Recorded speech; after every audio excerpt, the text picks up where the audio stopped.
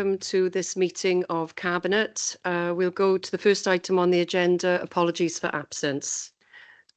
Thank you, Deputy Leader. I have apologies from Councillor Rob Stewart. I can also add apologies for Councillor David Hopkins, who has been delayed and unable to join the meeting today.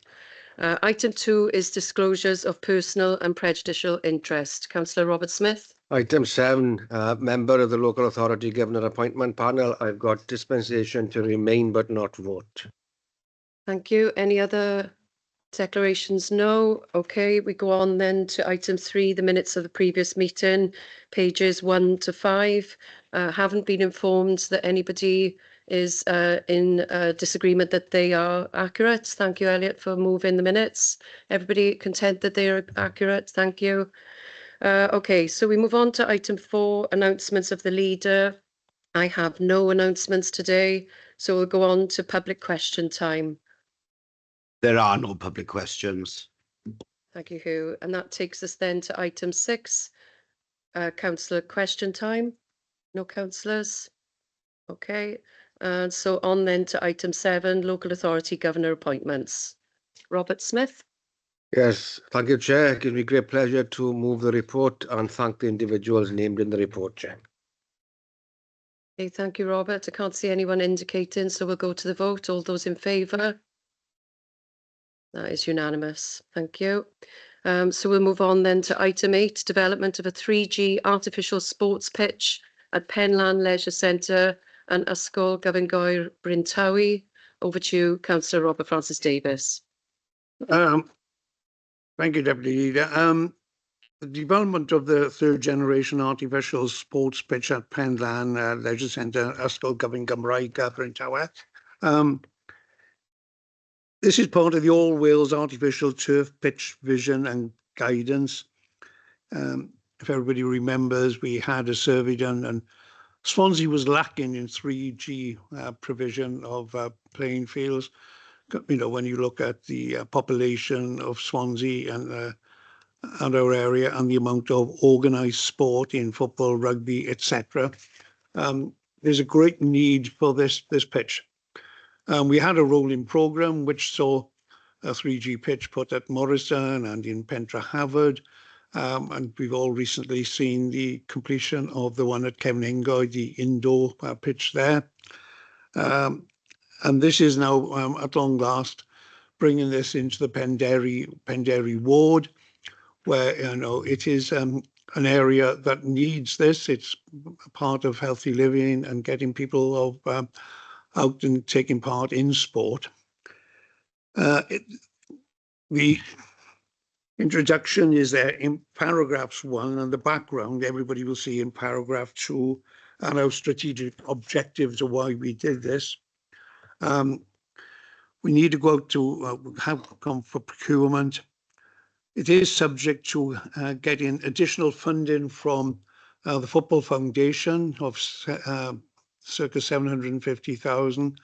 The size of the pitch, doing it to the maximum size that we can to ensure that football and rugby, which is in line with the governing bodies, the international governing bodies and world rugby as well, to ensure that it is the best. It would be a fenced-off provision with lighting.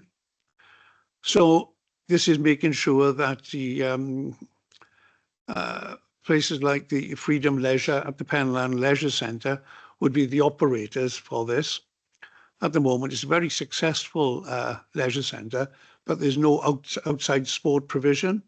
So this will ensure that the outside sport provision is of a quality that area deserves and Swansea need, has been indicated.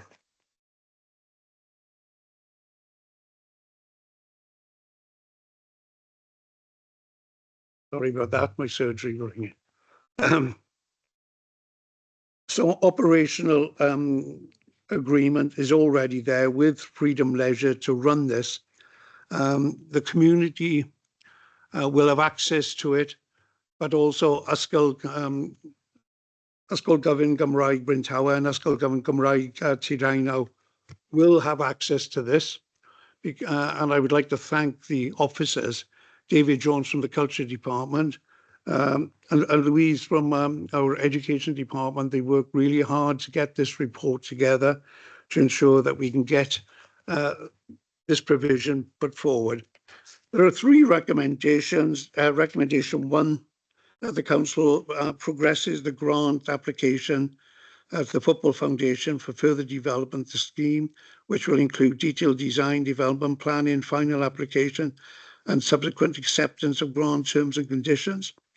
Recommendation 2, you see that the sum of £1,335,000, as detailed in the report, is committed to the capital programme for the development of a 3G artificial pitch at Penland Leisure Centre and the community sports building on Mynydd Newydd, subject to the Football Foundation grant award. And then 3, authority is delegated to the Director of Finance / Section 151 officer to allow an appropriate proportional increase in capital allocations following financial procedure rules to meet the additional financial requirements of the referred larger surface and overleaf in the report for authority delegated to the Chief Legal Officer and Head of Corporate Property to enter into relevant agreements with the Football Foundation and/or their appointed contractors to progress and deliver the project as detailed within this report. I shall move. Thank you, Councillor Francis Davis. And just for completeness, there are 4 recommendations which I know you've read out in full. I'm very happy to support this report and know that there's been an incredible amount of work. It's taken quite some time to get to this stage, and I'd like to add my thanks to you as the lead cabinet member and also to the team involved. It's great to see this before us here today, and it'll be a real asset for the community, I'm sure. Councillor Robert Smith. Yes, just want to echo what's been said, and Councillor Robert Francis Davis has already thanked the officers, and I'd echo that. And I'd also pay tribute to the role that he's played himself in driving this forward. This is a significant investment in facilities within for the Penland community, but it also brings benefit. Yeah, I second this as well, Chair.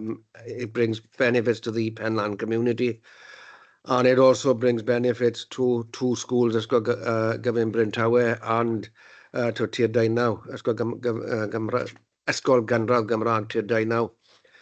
It places these schools at the heart of the community. This is the community where they're located. It's going to help build relationships between school and community. It's something that we as an authority are keen to do across Swansea. And I think this is an example of it. So it gives me great pleasure to second the report and second the recommendations, Chair. Thank you, Councillor Smith. Anyone else wish to add any comments on this item? No, so we'll go to the vote. All those in favour? That is unanimous. Thank you very much. That takes us on to item 9, which is Q4 and end of year performance monitoring report 23-24. In Councillor Hopkins' absence, I will propose and move the report. I don't intend to say too much, but I do invite Cabinet colleagues to come in on items that are relevant to their portfolios. The report presents performance data for Q4 and the end of year, aligning with the Council's priorities outlined in the corporate plan. Paragraphs 2.1 and 2.2 explain that the report consolidates progress related to the corporate plan steps, to success measures, performance data and corporate risks. And the Chief Executive provides an overall evaluation building upon assessments by lead directors and heads of service for each wellbeing objective. The charts at paragraph 2.3 summarise performance, indicating the majority of items were on track, and I'm pleased to note almost 80% are green. The key achievements are outlined in paragraphs 2.3.1 on page 30, and this section highlights the notable areas of achievement, and the areas for improvement are related to in 2.3.2 on pages 31 to 32. So I so move the report. Do I have a seconder? Thank you. Happy to second, Chair. And can I say, in terms of the education indicators here, I think there's clear evidence that we're making progress in terms of developing school leaders, developing our own leaders here in Swansea, and in implementing the school curriculum. Where there are issues highlighted, it's in relation mainly to attendance and to behaviour. They are both issues which members here will have heard me highlight as challenges currently. They are challenges across the whole of Wales. And you'll be aware of the measures that we as a council are taking to support schools on both issues. That we need a combination of a national approach led by Welsh Government, supported by the kind of work that we're seeing on the ground with our schools here in Swansea. And I'm convinced that we're on the right track, but that much more needs to be done before that policy is reflected in the indicators, Chair. Thank you, Councillor Smith. Councillor Gibbard.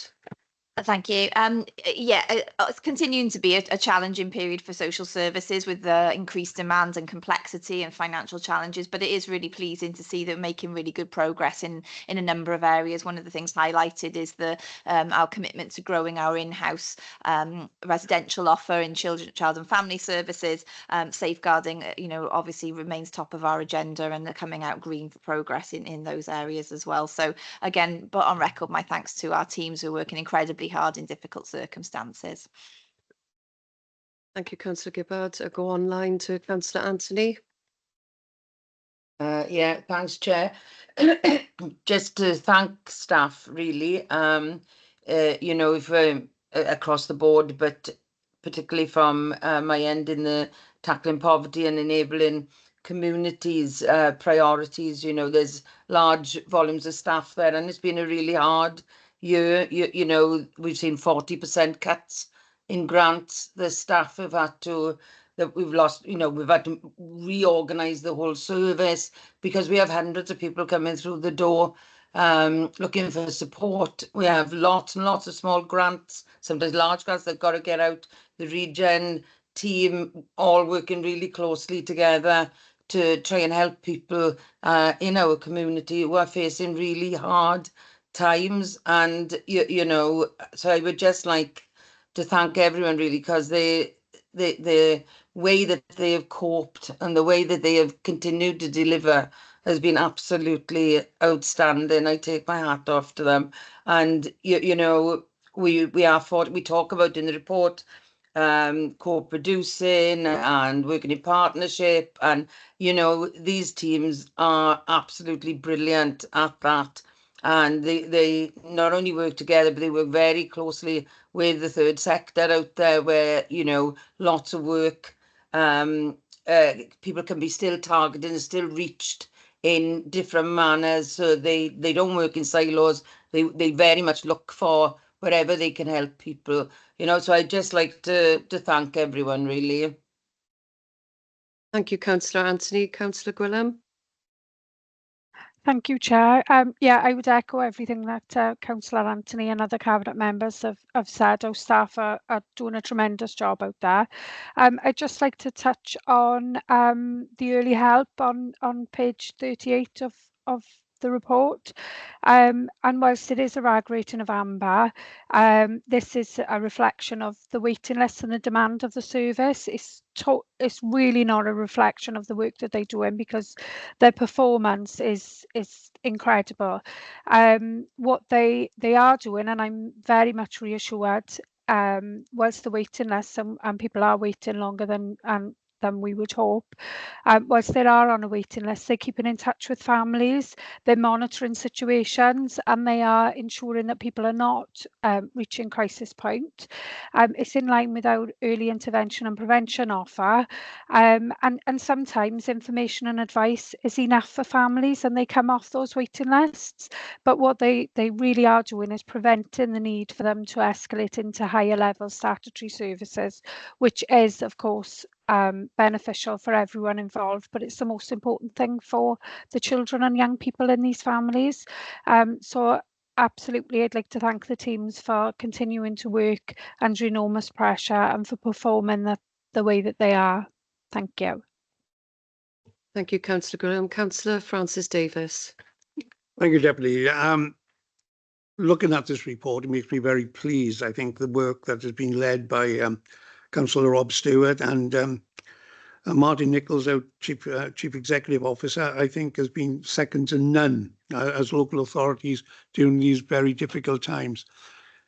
It needs good leadership, and it needs good leadership not just from the members, but from the officers and the corporate management team that are all pulling together in the right direction. And when you look at the amount of green ratings on this rag, it just goes to show the effort that has been put in. I look at things like Castle Square. I know I'm looking forward to that. It's on green. We've listened to the people of Swansea who want to see it more green in that area. It will increase it. And make a statement in the centre of our regeneration of Swansea. I look at places like 71, 72, the Kingsway, with Grade A office block there. The amount of work that's been put in that has been staggering.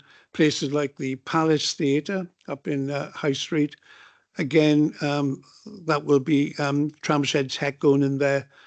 I understand that's fully let, although whilst not open, is fully let before they take up occupancy of it. I'm looking for extra room in Swansea. I think there's hardly any part of the city centre that's not being sort of touched upon. We in Swansea have been hit by our city centre retailing, like every city in the United Kingdom or every town in the United Kingdom, seen major retail stores closing. But without the regeneration of the city centre, it will never recover, and we are putting money into our city centre to make sure that it does recover and give it the best chance of recovering.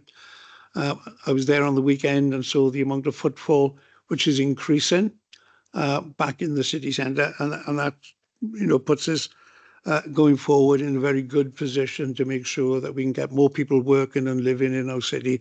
So congratulations to the leader, and congratulations to our Chief Executive and the corporate management team in driving all this forward. The only way we can do this is teamwork, and that's by members and officers all together. Thank you, Councillor Francis Davis. I'd like to add my thanks to Cabinet colleagues and the leader for all the excellent work that has been carried out, particularly during some really challenging and difficult times with financial constraints. Thankful to the Chief Executive and the senior management team, but I also should mention the excellent work which is going on within the housing team and building services, not only to build more new homes, which are very much needed and to an excellent standard, it has to be said, but also the retrofitting and refurbishment for the benefit of our existing council tenants as well, which I know is greatly appreciated in all of our homes across Swansea. I should also say that the energy team, a lot of work goes on in the background that people don't necessarily have sight of. And I'm really delighted to see that the feasibility study is going ahead for the district heating network, which is linked to the potential lagoon. So there's some fantastic work going on, and also the renewable energy grants that they've drawn down for some of our public buildings as well, showing that we are leading the way as a local authority. So some excellent work across the council and across Cabinet as well. And I really thank you all for the hard work that you've committed to. Really good Q4 monitoring report, very positive and good to see. So with that, I will move to agreement of the approval of the report. Those in favour? Thank you. That is unanimous. So we'll move on to item 10, exclusion of the public. For all the reasons stated, are we all happy to approve? Those in favour? Thank you. So we'll now move to closed session.